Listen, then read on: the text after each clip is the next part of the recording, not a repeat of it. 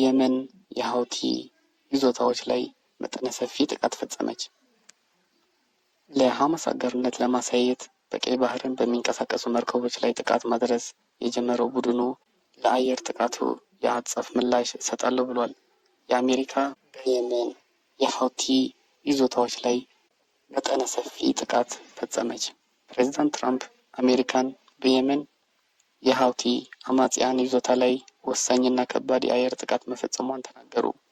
ትራምፕ ቡድኑ በቀይ ባህር የመርከቦች እንቅስቃሴ ላይ እያደረሰ ያለውን ጥቃት ለጥቃቱ መፈጸም ምክንያት መሆኑን ጠቅሰዋል።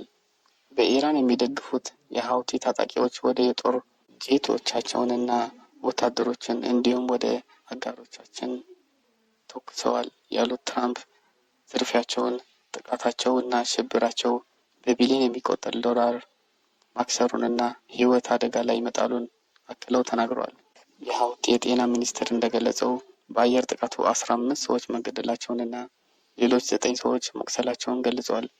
ነገር ግን በጥቃቱ የተገደሉት ሰዎች ቁጥር 31 መሆኑን ሮይተርስ ዘግቧል።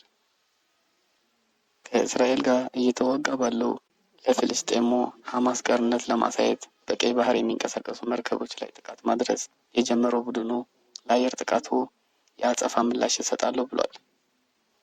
ቅዳሜ ምሽት ሀውቲዎች በሰንዓና በሳዑዲ አረቢያ ድንበር በሚገኘው ዋና ይዞታቸው በሆነው ሰዓዳ ግዛትና በሰንዓ ተከታታይ ፍንዳታዎች መከሰታቸውን ሪፖርት አድርጓል።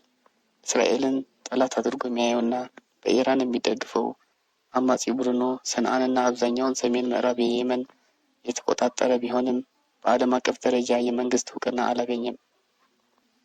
ሀውቲዎች ባወጡት መግለጫ አሜሪካንና ዩናይትድ ኪንግደም ዩኬን በሰንዓ የሚገኙ የመኖሪያ መንደሮች ኢላማ አድርገዋል ሲሉ ከሷል። ፕሬዝዳንት ትራምፕ አንታገስም ብለዋል። ትራምፕ አክለውም ዓላማችንን እስከምናሳካ ድረስ ከባድ ጥቃት እንሰነዝራለን ብለዋል። የኢራን የውጭ ጉዳይ ሚኒስቴር አባስ አርጋች አሜሪካ ኢራን በምትከተለው የውጭ ጉዳይ ፖሊሲ ላይ አቅጣጫ ማሳየት የለበትም ብለዋል።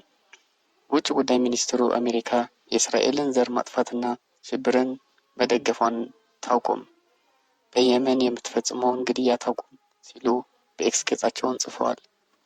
ለሐማስ አጋርነት ለማሳየት ከህዳር 2023 ጀምሮ ጥቃት እየፈጸመ መሆናቸውን የገለጹት ሀውቲዎች እያጠቁ ያሉት የእስራኤል፣ ዩኬና የአሜሪካ ጋር ግንኙነት ያላቸውን መርከቦች ብቻ እንደሆኑ ገልጸዋል።